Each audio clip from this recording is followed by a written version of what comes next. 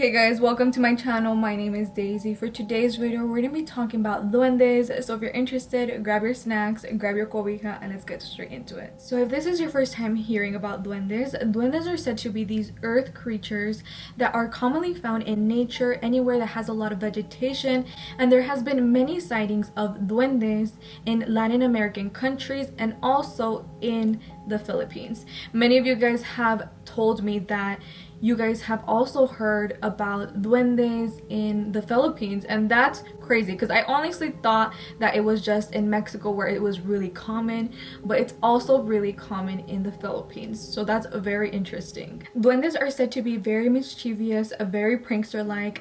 One common thing that they are known to do is braid horses' hair. Many horse owners find their horse's hair the following morning braided, and they know that their horse's hair wasn't braided the night before. There's actually a museum, El Museo de los Duendes, the Museum of the Duendes in Hidalgo, Mexico, and they showcase what is believed to be the braids of these duendes. Take a look. Todos estos trabajos son de él. Como verán, no todos son columpios, algunos son unas como para decorar la crin del caballo nada más, con unos trabajos delicadísimos. Estos aquí le ponen muchas veces, como ven a ustedes aquí, un alambre, y en el alambre enrollan, meten las cerdas, en fin, ¿no? But there also has been sightings of duendes and their mischievous acts, and sometimes they have been captured on camera. For instance, there is a family, I believe in Guatemala, and they have been tormented by a duende, and the mischievous acts have been captured on camera. Estos días atrás ya ha estado molestando de nuevo, nos ha estado apagando la luz,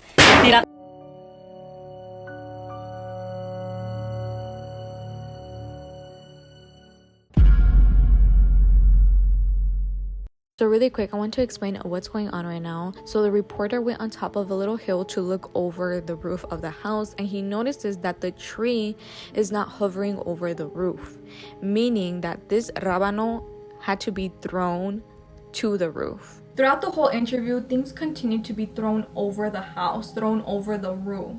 That it was a sock, it was a chile, and then it was like a black bag. Just random things were being thrown over the roof.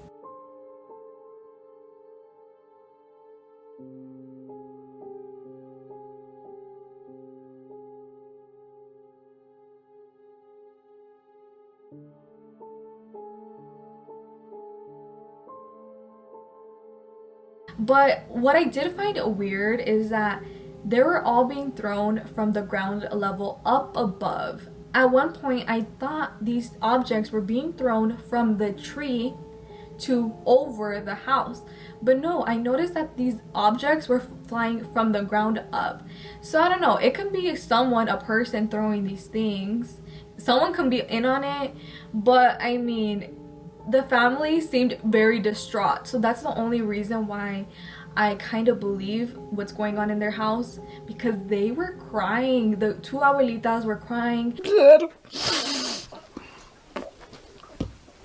Yo la vida que he pasado todo este tiempo, que ha sido triste, que por Dios bendito yo le he pedido a mi Señor que no me mataran. Él me tiraba piedras. Él me tiró una aquí en la espalda, que era casi desvarillada, y me tiró otra aquí. Bueno, y agarraba la más seca, me la tiraba en la cabeza, en todo el cuerpo. Mira, visto.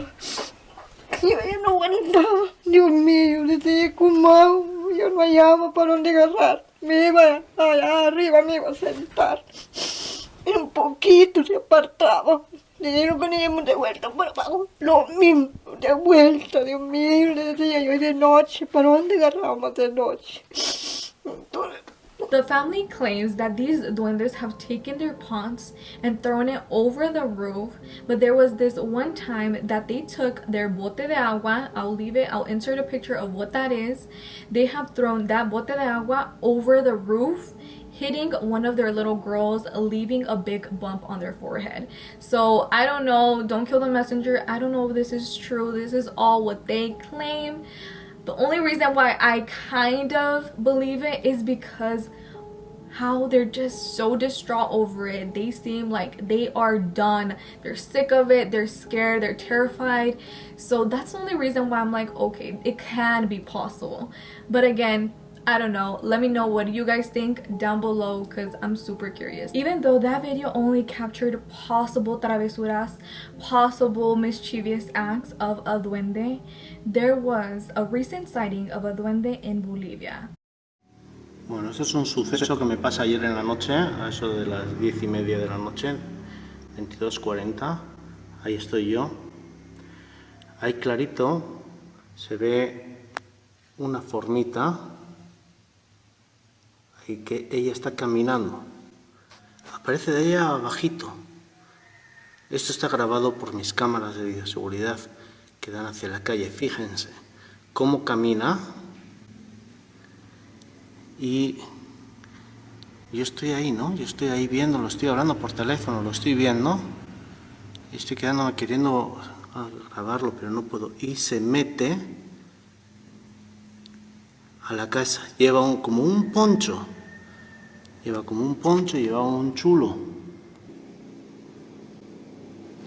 Ahí lo que he hecho, he aumentado la imagen, ¿no? Para que se pueda ver. Ahora vamos a darle al play otra vez. Él aparece, fíjense, aparece del árbol.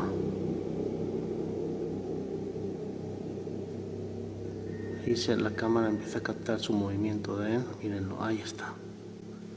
Él aparece del árbol, parece que sale de la casa de la vecina. Mírenlo.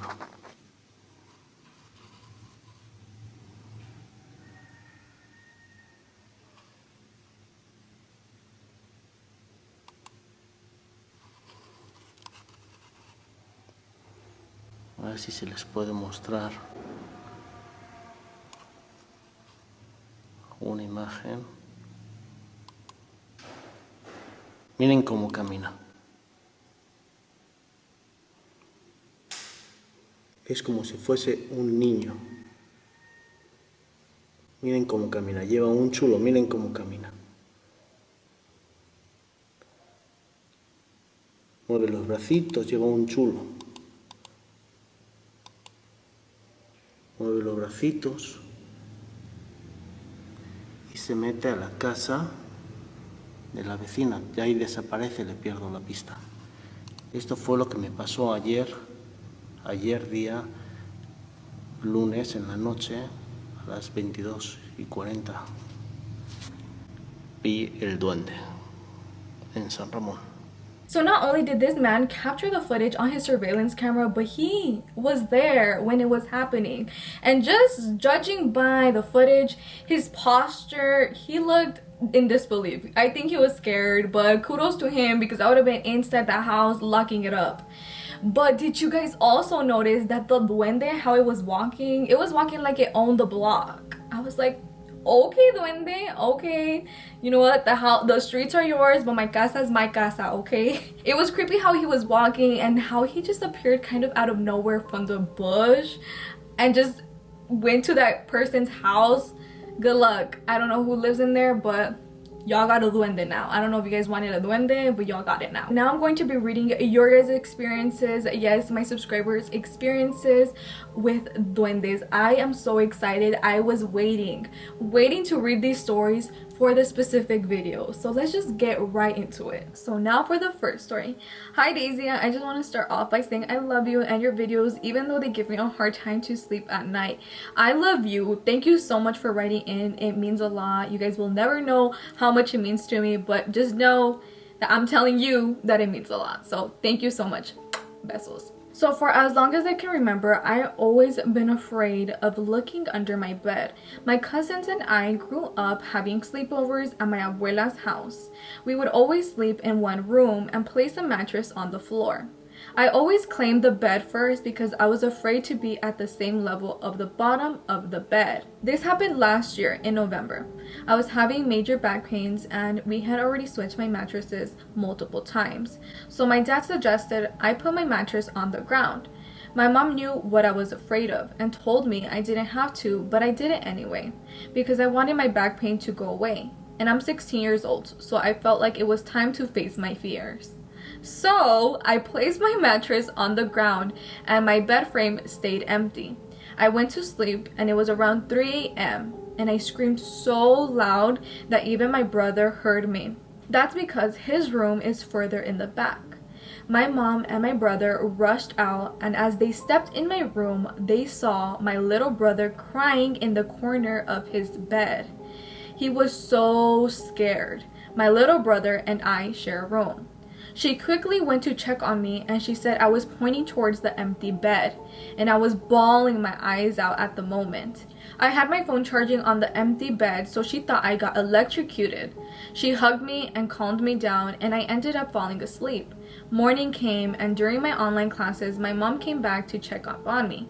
She asked me, "So you saw El Duende last night?" And I was shocked.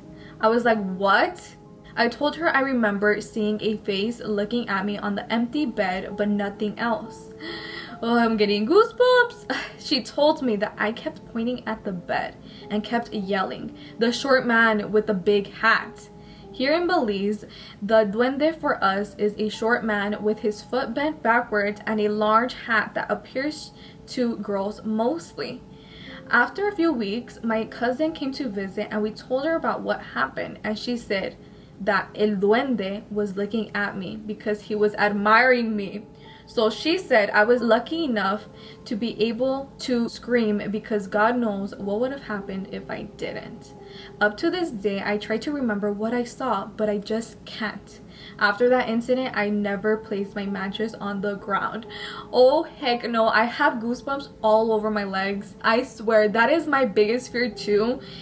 When I was little, especially when I was little, seeing something under the bed.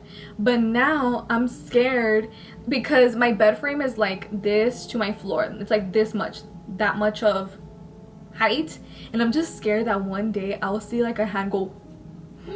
That's my biggest fear. So hopefully I don't see none of that. Hopefully I don't see a face. Hopefully I don't see the mano peluda, the hairy hand, nothing. So hopefully you don't see it either. So thank you so much. That was so creepy.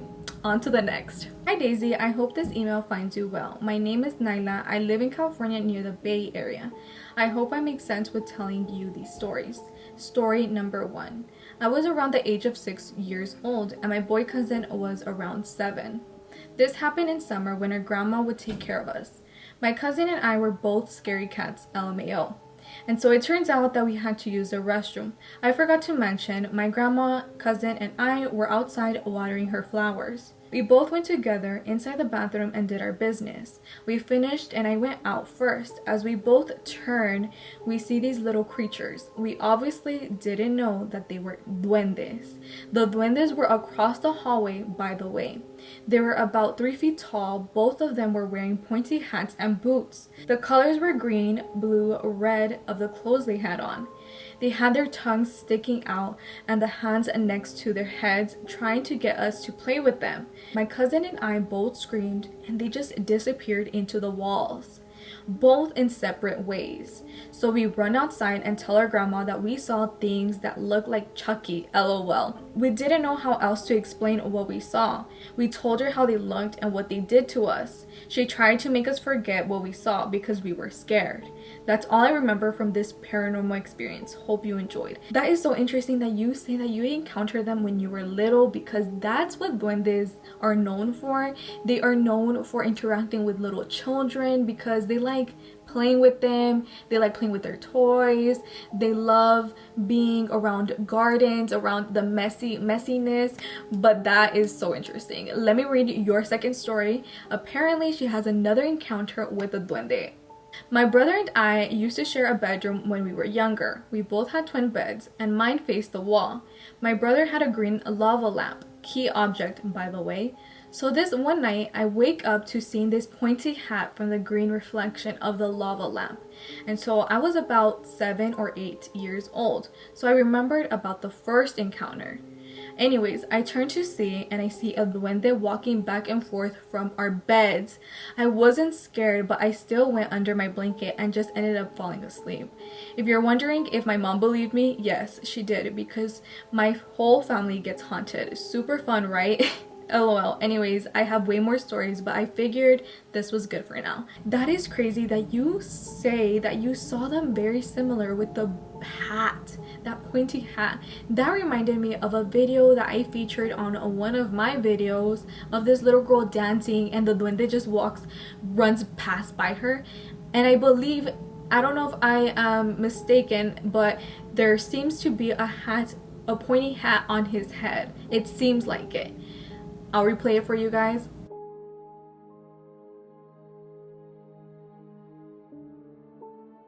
Yeah, so I don't know where I got the hat from, but I swear I thought it did. Anyways. So I tried to look everywhere for that video. The only reason why I even have that clip is because of my video. But I couldn't look for it. As much as I tried to look for it on YouTube, no me salía. It didn't come out. There was also a video of that girl explaining what happened when she was a little bit older. She looked like she was 7 at that time, but when they were interviewing her, she was around 12 to 13, I believe. And she was just recounting that story. Once the girl was describing what was going on when her mom was talking about it, it just didn't seem fake anymore. It seemed like it really did happen to the little girl. So I don't know.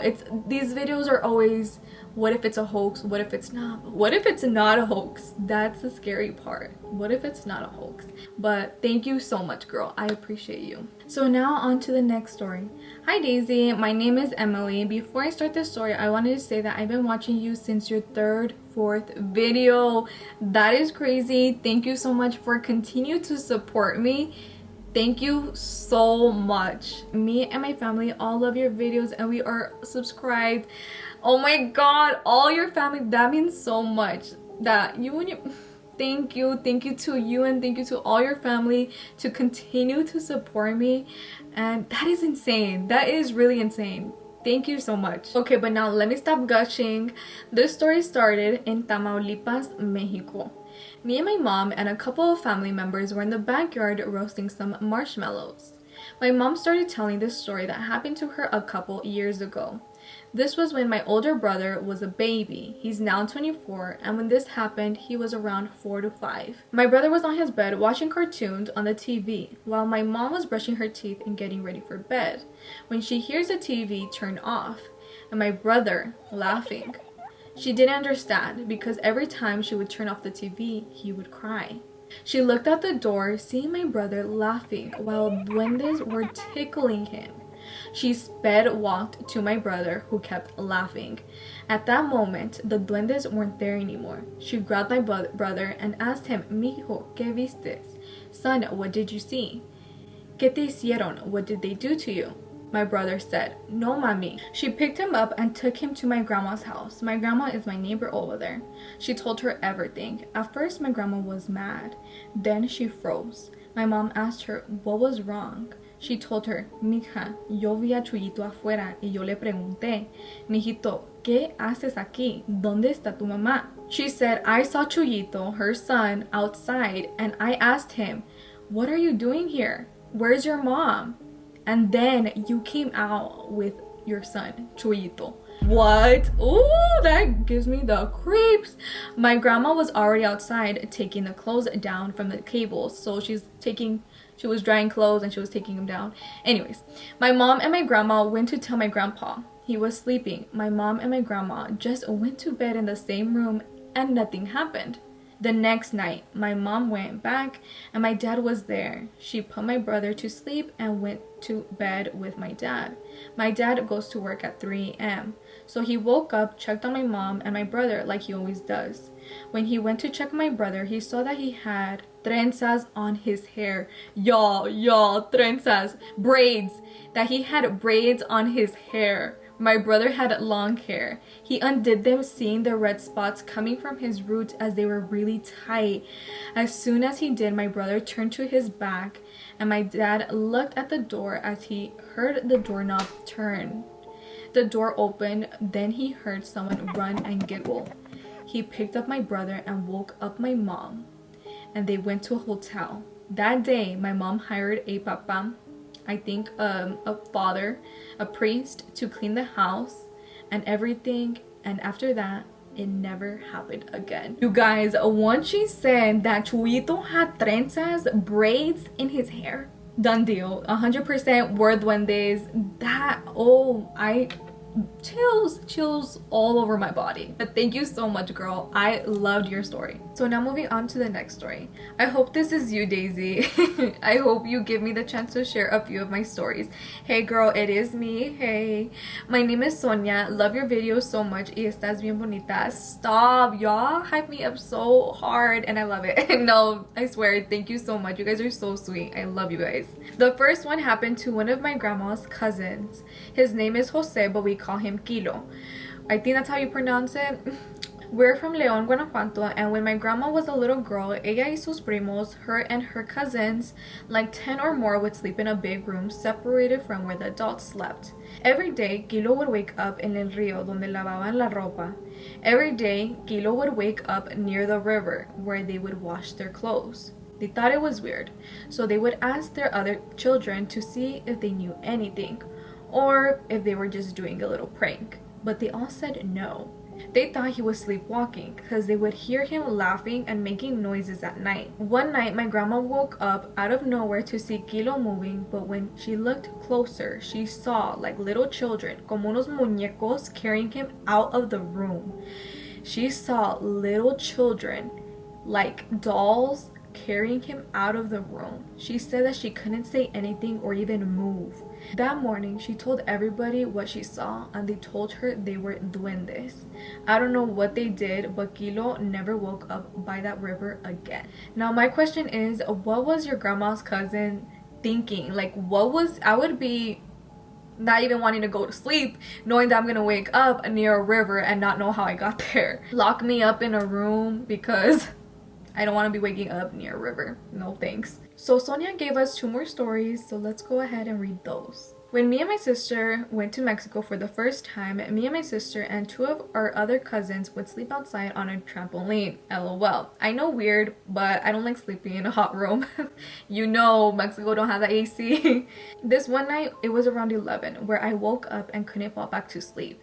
And I kept thinking about all the scary stories my dad has told me about Mexico, especially the stories about las brujas. I remember it being around 3 when the dog started barking and I was scared, booty clenched and everything. I started to look around, prepping myself to see something, but I didn't. So I was like, okay, I'm gonna go back to bed. As soon as I was turning around to lay back down, that's when 2 balls of fire flew across my face.